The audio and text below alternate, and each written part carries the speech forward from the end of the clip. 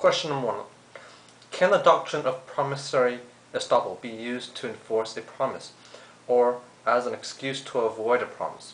In other words, can it be used as a sword or a shield?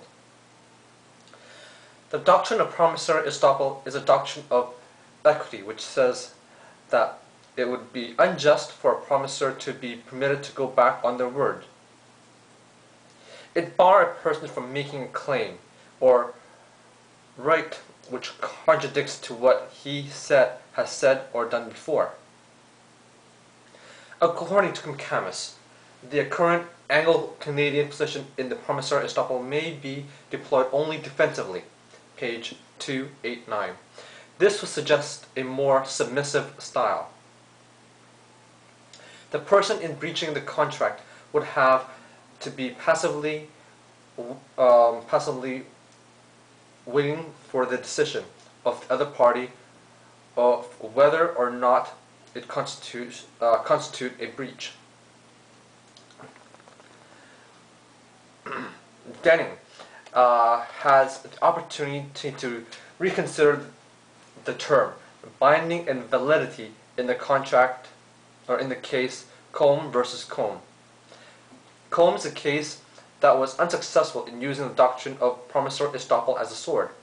This case is a divorce case where the wife is seeking to enforce a promise made by the husband to pay £100 per year. The wife had given no consideration to the promise. The wife seeks to enforce this promise based upon the reason that it is binding because the doctrine of promissory estoppel. Okay, Central London Property Trust versus High Trees House is a promissory estoppel case that is held to render gratuitous promise enforceable. The High Tree case is an example of a defensive case. Denning L.J. dismisses the claim in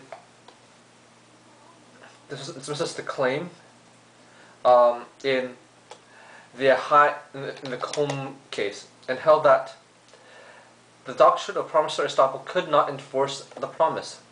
Relying on the doctrine of promissory estoppel, Lord Denning held that a promise intended to be binding, intended to be acted upon, and was acted on, is binding regardless of the missing consideration. The primary role of the promissory estoppel doctrine was mainly to prevent parties from insisting upon their restrict legal right in situations where it would be not right to permit action to enforce. Thus, the Combe case, the doctrine of the promissory estoppel can only be used as a shield and not as a sword.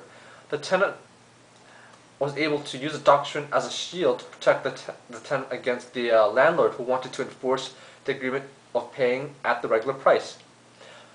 Based on the High Tree case, in the Combe case, the doctrine of promissory estoppel is mainly taking a defensive role in the form of gratuitous contractual variations.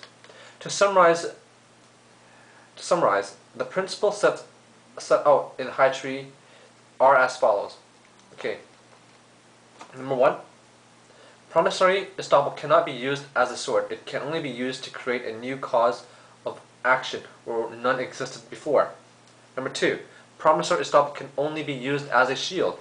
It is meant to prevent a party from insisting upon his strict legal rights when it would be unjust to allow him to enforce them. Promissory estoppel as a sword.